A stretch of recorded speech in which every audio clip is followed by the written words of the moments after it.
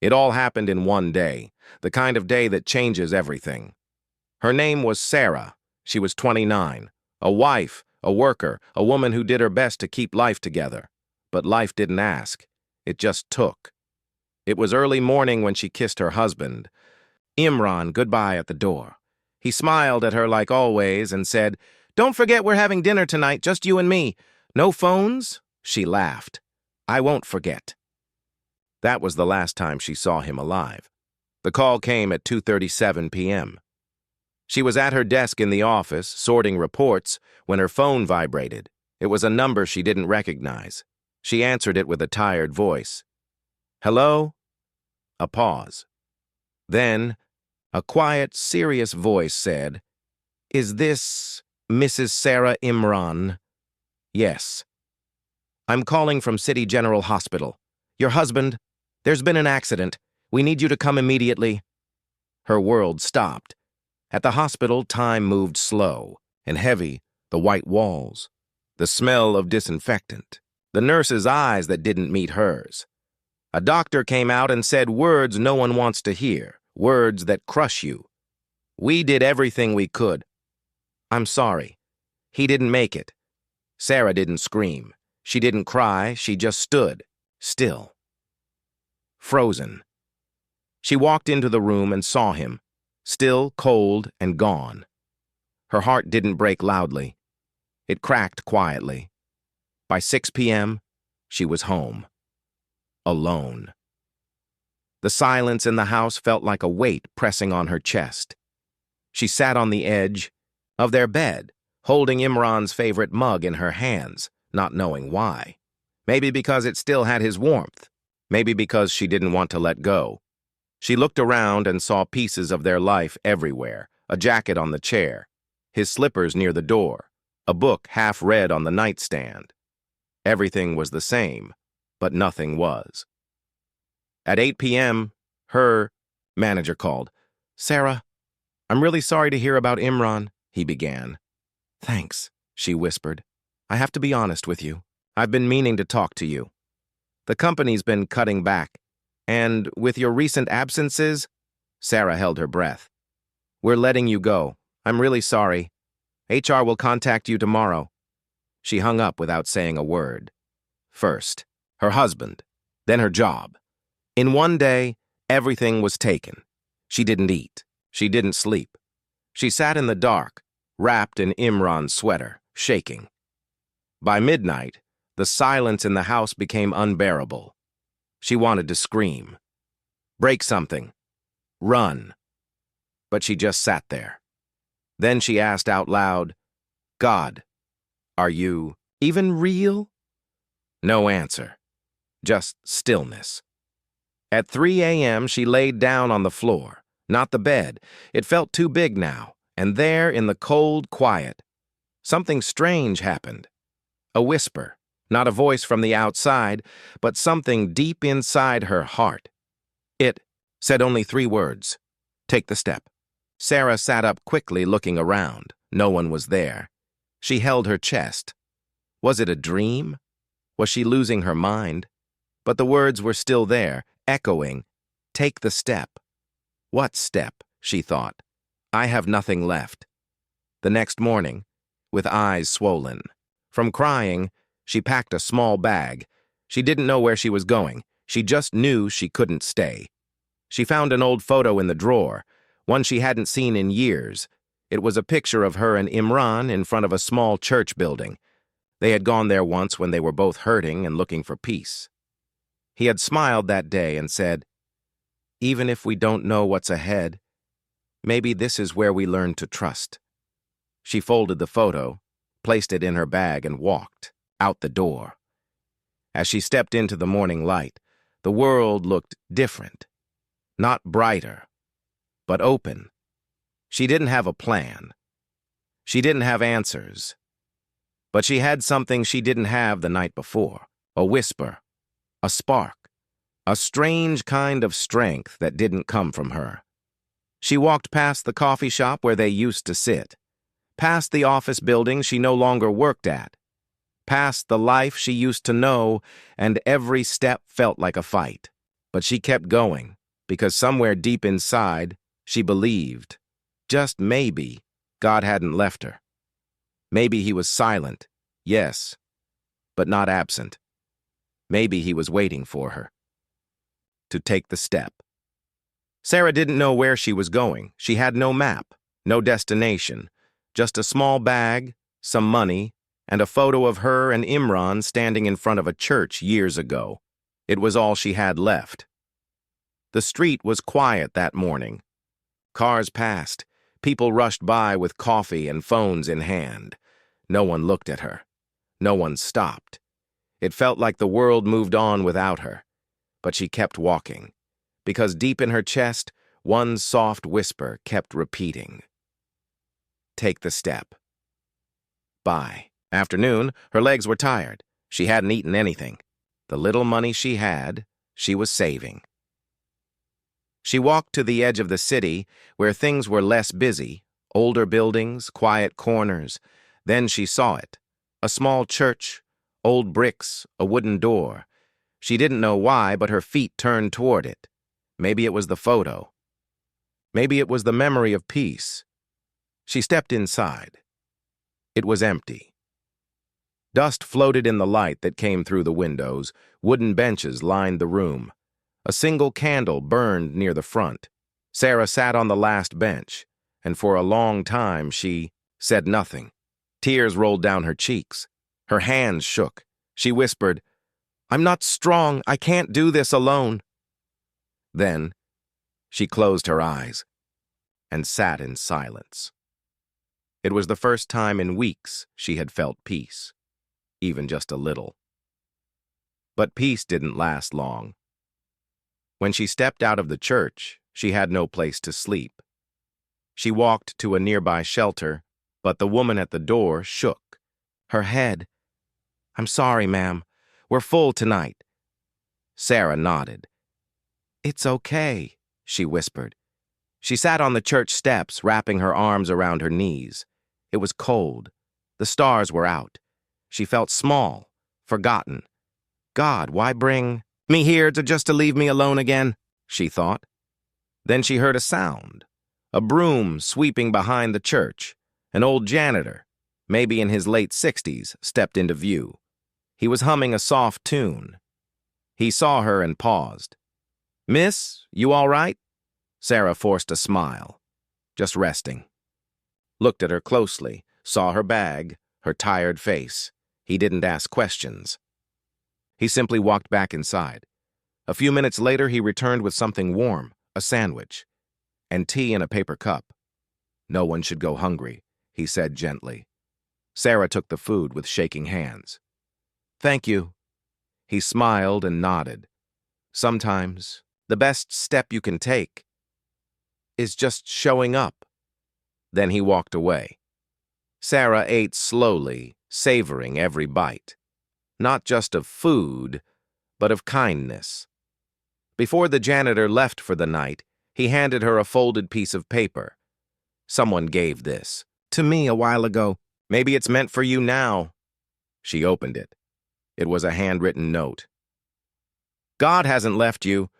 You're still in his story. Don't stop now." Sarah didn't know who wrote it, but it was exactly what she needed to hear. That night, she stayed on the steps of the church. It was cold, hard. But inside her heart, something had changed. She had lost everything. But now, she was beginning to believe that maybe, just maybe, she was not alone. The next morning, Sarah woke to the sound of birds and sunlight on her face. A new day. She didn't know what would happen, but she stood up, dusted herself off, and said quietly, "I'll keep going, one step at a time." As she walked toward town again, she noticed a piece of paper floating on the wind.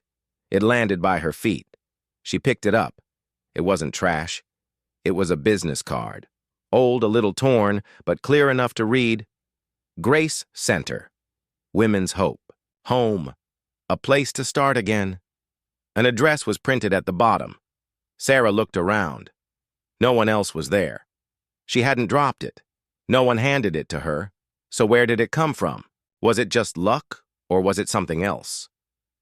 That whisper returned. Take the step. She looked at the address. It wasn't far. So she went, heart pounding, unsure of what to expect. She reached a small house with flowers by the door. A sign read, Grace Center. Before she could knock, the door opened. A kind woman around 50 looked at her. You're Sarah? Sarah's eyes widened. How did you know? The woman smiled warmly. We've been praying for someone just like you. Sarah stepped inside. Warm air, smell of soup, soft music.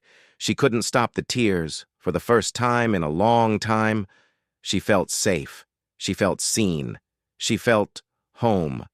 Sarah couldn't sleep that night, even though she was safe now, warm, with a bed and food. Her heart was still full of questions. Why was all this happening? What was ahead? Why did God stay silent for so long, only to suddenly open a door? She lay in bed at the Grace Center, staring at the ceiling, listening to the quiet, and then a memory came. It was her father's voice. From years ago. Sarah, even when the road looks dark, walk like the light is still ahead. She hadn't thought of those words in a long time, but now they gave her courage. The next morning, the kind woman from the center, Sister Miriam, called her into the office. We're happy you're here, she said with a smile. But Sarah, this is just the beginning. Sarah nodded. I know. There's something I think you should see. Sister Miriam opened a small wooden box and handed Sarah a sealed envelope. It had no name on it, just one sentence written in blue ink. For the one who almost gave up. Sarah's hands shook. Where did this come from? She asked. We don't know. Someone dropped it off 3 days ago. We didn't know who it was for, until we saw you. Sarah slowly opened the envelope. Inside was a small note. You may not see the full path, but take the next step. What you've lost is not the end. It's the beginning. Tears welled in Sarah's eyes. She didn't know who wrote the message, but deep inside, she knew it was meant for her. Later that day, while helping in the kitchen, Sarah met someone else. At the center, Lena, a young woman with tired eyes and a nervous smile. They sat together after lunch, peeling potatoes. First time here? Lena asked. Sarah nodded. You? Lena laughed softly. Third time. I keep running, but something always brings me back. There was a silence between them. Then Lena leaned closer. You want to know something strange? She whispered. Sarah nodded. Lena pulled something from her pocket. It was a small, folded note. Sarah's heart skipped. It looked exactly like the one she had received. Same handwriting, same words. You may not see the full path, but take the next step. Sarah stared at it. What does it mean? She asked. Lena shrugged. I don't know, but I'm starting to think someone knows us better than we know ourselves. That night, Sarah couldn't stop thinking about it. Who was leaving those messages? Was it a person? Or was it something more? The next morning, Sister Miriam handed her a task. There's an elderly man downtown, she said. He needs help, cleaning his small bookshop. Would you be willing to go? Sarah nodded. Of course. It wasn't much, but it was a step. She took the bus, nervous but hopeful. The bookshop was small, tucked between a bakery and an old shoe store. She knocked on the door. An old man opened it.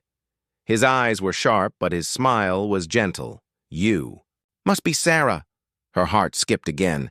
Yes, how did you... He stepped aside and waved her in. Books lined the walls, old photos. A strange peace in the air. Let's clean the back room, he said. They worked side by side, dusting, sweeping, organizing. And then the man looked at her and said, You've lost a lot, haven't you? Sarah paused. Yes, the man nodded. Sometimes the ones who lose the most are the ones God trusts with the most. Tears filled her eyes again. "How do you know all this?" she asked. The man smiled. "I've been where you are. I once stood in your shoes." Then he handed her something, a small, worn-out Bible. On the first page was a note. "Your steps are not lost. They're being guided, even when you don't feel it." Sarah looked at him, speechless. This couldn't be a coincidence. On her way back to the Grace Center, the sky turned gray. Light rain began to fall, but Sarah didn't run. She walked slowly, letting the drops fall, for the first time. She wasn't afraid of the unknown. She didn't have all the answers. But something had changed. She knew. She was not walking alone. And even though she didn't know where the path would lead, she was ready to take the next step. The storm came fast. The sky turned dark by late afternoon. Heavy clouds rolled over the city, and the wind howled like it was carrying secrets no one could hear. Sarah sat near the window of the Grace Center, watching raindrops race each other down the glass. She clutched the small Bible the old man had given her, turning its pages slowly. Her heart felt both peaceful and confused. She still didn't know what tomorrow would bring, but something inside her had changed. Then, boom, a loud clap of thunder shook the building. The lights flickered. People inside the shelter gasped. Moments later, Sister Miriam walked into the room with a flashlight. "Power's out," she said calmly. "Let's gather in the main hall. Stay together." As the storm raged outside, the women sat quietly inside. Some prayed, some cried, some simply sat in silence, hoping the storm would pass soon. Sarah sat in the corner near Lena. Neither of them spoke for a while, but then Lena leaned in and whispered, "You ever wonder why we're really here?" Sarah nodded. "Every day," Lena sighed. "I think I was running away, but maybe I was also running towards something. I just didn't know it." Suddenly, the shelter door creaked open. A figure stepped in, soaked from head to toe. It was a young man, probably in his late 20s. He looked tired, but his eyes were kind. Sister Miriam stood. "Can I help you?" The man smiled weakly. I saw the light was still on. I have nowhere else to go." Miriam nodded and led him to a dry towel and a seat by the wall. Sarah watched him closely. There was something familiar about him. Not his face, but the way he looked, like someone carrying a storm of his own. Later, as the rain poured harder, Sister Miriam asked if anyone had a story to share. Something from the heart. Something real. The room went quiet. And then, the young man stood up. "I don't know if this will help anyone," he began, "but last year I lost everything. My job, my fiancé, my apartment. People turned to, listen, I started asking God questions. Why me? Why now? I shouted into the dark and heard nothing." He paused, eyes watery. "But then, one night, someone left a note on the bench where I slept." Sarah sat up straighter. "God didn't leave you. He's just waiting for you to move." That's what it said. Sarah's heart skipped again. That same voice. That same message. The man continued. "I don't know who wrote it, but it gave me enough hope to take one more step, and that step brought me here." Silence filled the room. Sarah looked around. Something strange was happening. It wasn't just one person who had received these messages. It was more than coincidence, more than luck. It was like someone or something was guiding each of them. Slowly, quietly, on purpose. After the storm passed and the power came back, people began returning to their rooms, but Sarah didn't sleep that night. She sat near the window again, Bible in her lap, mind full of questions and wonder. At around 2 a.m., she heard footsteps. It was Sister Miriam, walking quietly through the hall. "You can't sleep?" she asked gently. Sarah shook her head. Too much on my mind. Miriam smiled and sat beside her. You know, she said, I came here 30 years ago, just like you. Broken, lost, confused. Sarah looked at her in surprise. You? Miriam nodded. And someone helped me, gave me a place to rest, gave me a note too. Sarah's eyes widened. What did it say? Miriam looked out the window, smiled and whispered, You can't see what's ahead, but take the step. That's where God is. Sarah felt tears come to her eyes. This was no longer just a pattern. This was a movement, a plan, something bigger than all of them. The next morning, as the sun rose over the city, Sarah stepped outside the shelter for the first time in days. The rain had washed everything clean. The air was fresh. The streets were quiet. She stood on the sidewalk, eyes closed, letting the sunlight touch her face. She still didn't know where she was going. She had no job, no home, no real plan. But she wasn't afraid anymore, because now she knew God didn't wait for perfect conditions. He moved when we moved.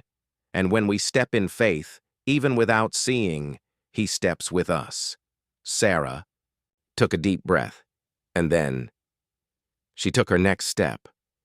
Sarah walked into the building with trembling hands. She had almost turned back 3 times, but something kept her moving. It wasn't confidence. It wasn't courage. It was something deeper, something unseen. She looked at the sign again. Hope and Hands Foundation, volunteers welcome. Her shoes were still wet from the morning rain. Her resume was just one crumpled page, and she had no references, nothing that would impress anyone. But she walked in anyway, and that simple step would change her life. The front desk worker was a middle-aged woman with soft eyes and a warm smile. Can I help you, dear? Sarah cleared her throat. I heard you take volunteers.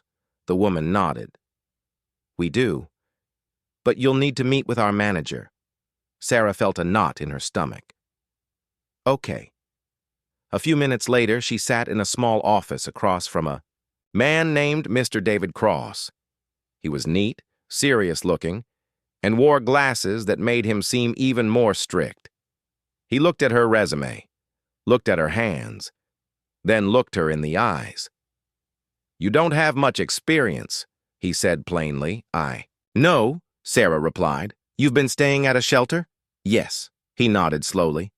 Why do you want to work here? Sarah didn't know how to give a perfect answer, so she gave an honest one.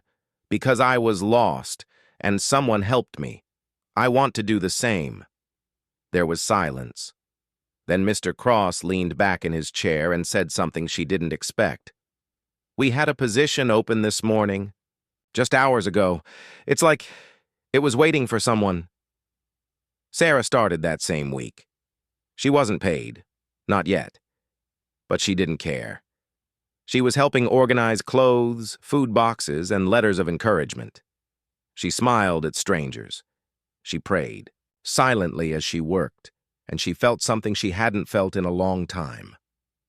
Purpose. Each day she learned something new. Each night she walked back to the shelter with tired feet, but a full heart. Then, 3 weeks later, everything changed. It was a normal Tuesday morning. She had just finished stacking food supplies when her name echoed across the hallway. Sarah, call for you. She froze. No one ever called her. No one even had her number except the shelter. She picked up the phone. Hello? Is this Miss Sarah Green? Yes. Who is this? My name is Rachel Morrison. I work with the Grace Foundation. We received your name from someone. Sarah blinked. I don't understand. Rachel continued. We support women looking to rebuild their lives. A donor saw your story, well, part of it, and they asked us to reach out. Sarah's heart began to race. What story? Rachel chuckled gently. Apparently, a man you met during the storm told someone about you, about how you helped others, how you showed kindness even when you had nothing. Sarah felt tears form in her eyes. Rachel continued. We're offering you a full scholarship for our 6-month mentorship and job training program, with housing included. Sarah dropped to her knees. She didn't cry loudly. She just whispered, "Thank you, God. I didn't see this coming." That night, as she sat at the shelter window again, the same question kept echoing in her mind. Why? Me? She thought of how broken she'd felt just weeks ago, how everything seemed lost, how even breathing felt like a battle. But now, doors were opening, help was arriving, and she didn't force any of it. She just took one step at a time and trusted. The next morning, Sister Miriam handed her a small card as she left for her first day of training. Sarah opened it. On the front was a picture of a narrow road disappearing into fog, and written below it, "You won't always see the way, but when you trust God, every step becomes a miracle." Sarah smiled, held the card to her heart, and whispered, "Even when I don't see it, I'll still take the step." Sarah stared at the mirror. Her reflection looked different, not because of makeup, not because of clothes, but because of the way her eyes looked now. Stronger, calmer, more focused. It had been 2 months since she left the shelter. 2 months since she stepped into a new place, full of fear, but holding on to hope. She had a room of her own now, a warm bed, clean clothes, and for the first time in years, a schedule. Classes in the morning, mentorship in the afternoon, volunteer work in the evening. It was all so new, so busy, so tiring, but underneath the tiredness, there was a quiet joy. Still that morning, something felt heavy. She walked into the Grace Foundation building, but her steps felt slower. The hallway felt longer. When she reached her class, her mentor Rachel noticed. "Sarah," she said gently. "You okay?"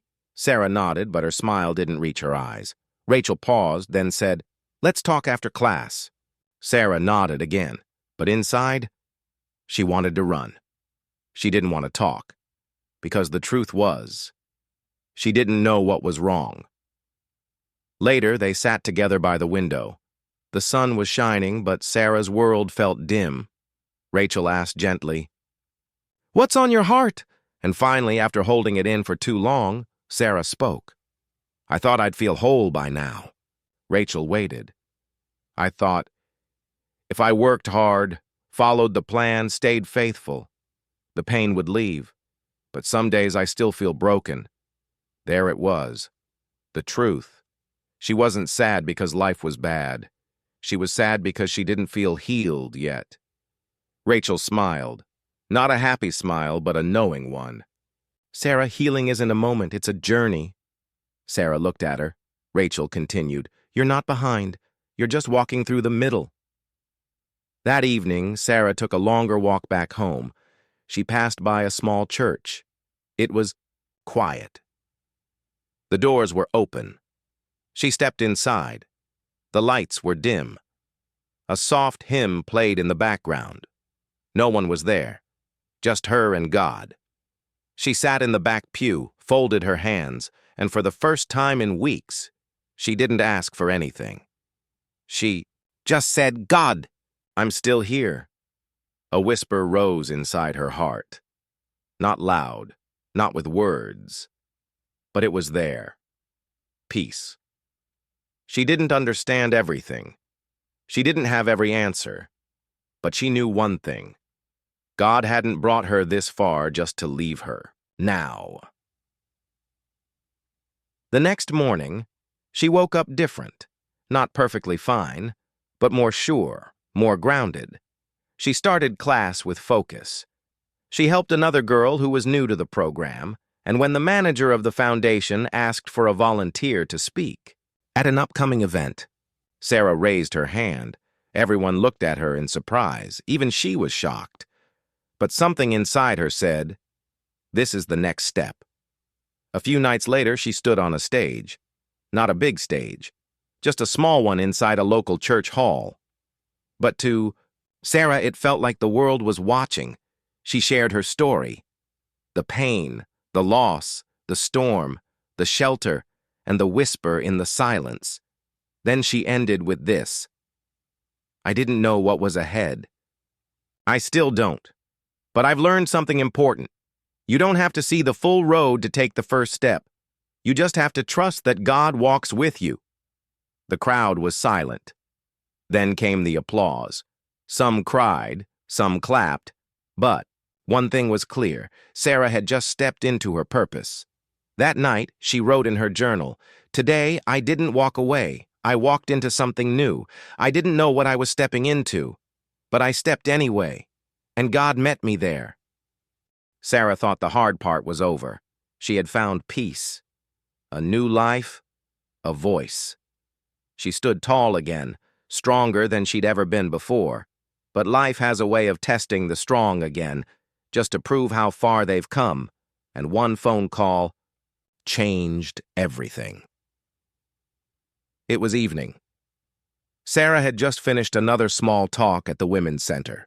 She had encouraged others, reminded them they're not alone. But when she got home, her phone was ringing. She almost didn't answer. But something told her to pick up. It was a hospital. Her little brother had been in an accident, a car crash. Back in her hometown, Sarah froze. The pain of her past came rushing in like a wave. Her hands trembled, her breathing got shallow, her voice cracked.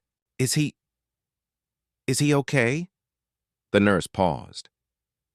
"He's alive. But he needs someone."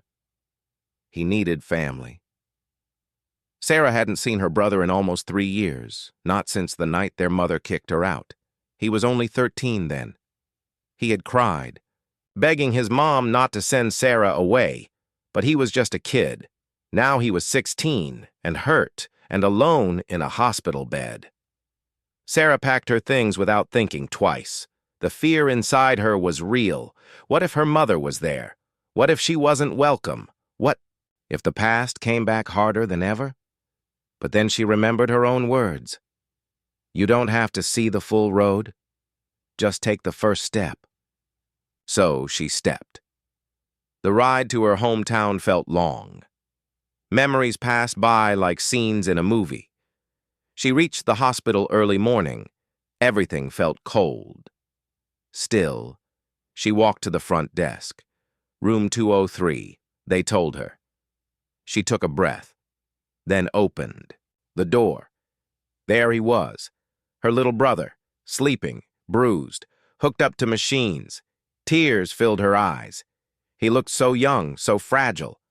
And suddenly, he opened his eyes. His lips moved weakly. "Sarah?" She smiled. "Hey, little man." He blinked, tears gathering. "I knew you'd come." For 2 days, she stayed by his side, reading, feeding him soup, holding his hand when he got scared. He told her everything, how life at home had gotten worse, how their mother had fallen deeper into her old ways, how he had tried to stay strong, but felt lost without her. Sarah's heart broke all over again, but this time, she didn't break. She stayed steady. She stayed strong. Because now she wasn't the lost girl anymore. She was becoming the one who brings light into dark places.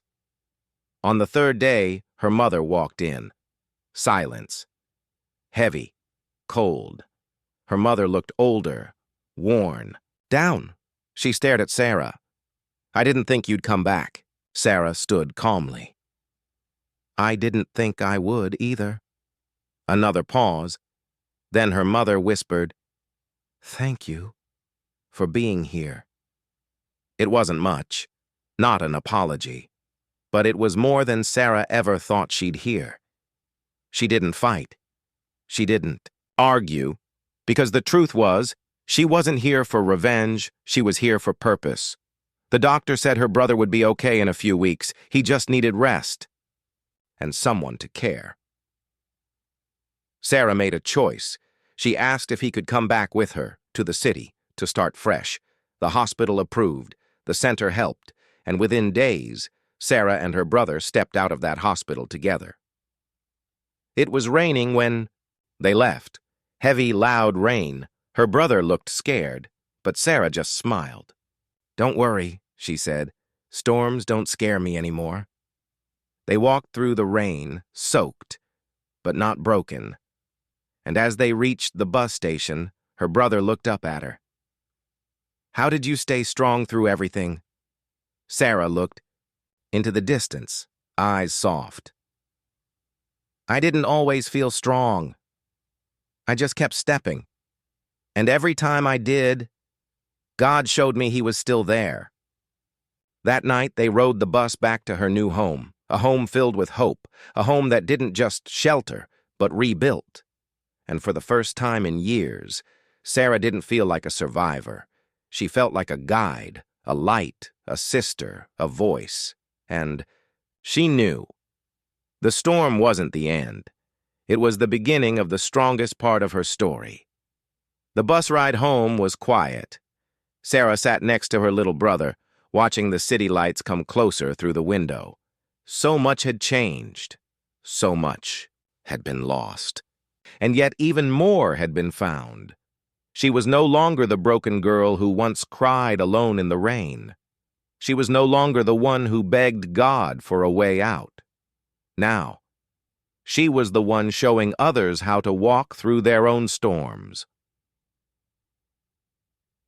The next morning, Sarah took her brother to the women's center, the same place that once gave her a warm bed, a meal, and a reason to try again. People smiled when they saw her walk in. They remembered. They knew. Sarah had once been just like them, hurt, afraid, unsure of what tomorrow looked like.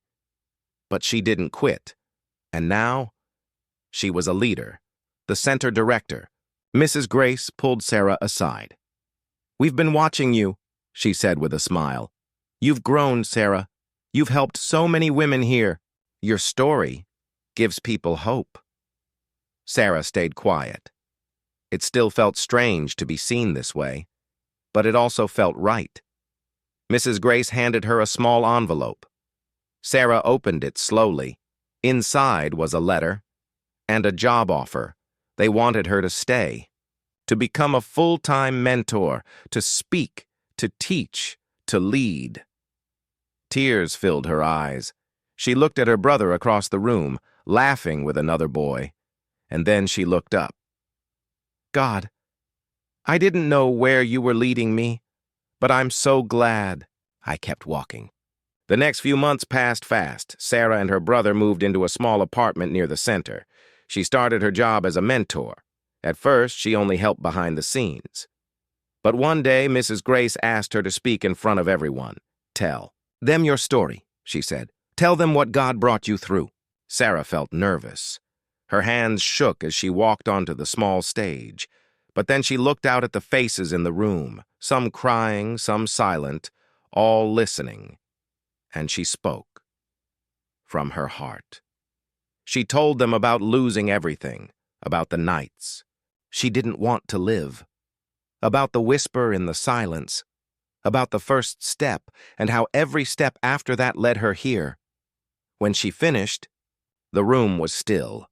Then someone clapped, then another, and soon everyone stood applauding, crying, smiling. Sarah didn't speak for fame or praise. She spoke because she remembered what it felt like to be the girl in the back corner, and now she wanted no one to feel alone. One evening, after a long day, Sarah stood on her small balcony. The sky was orange, peaceful. Her brother sat beside her, doing homework. She smiled at him. He smiled back. "Do you miss the past?" he asked. Sarah thought for a moment. "No," she said. "I thank God for it, because without it, I wouldn't be here. I wouldn't be me." And as the sun disappeared behind the buildings, she closed her eyes. No thunder, no loud signs, just peace, and a soft whisper inside her heart. "You didn't see what was ahead, but you trusted me anyway, and now, look where you are,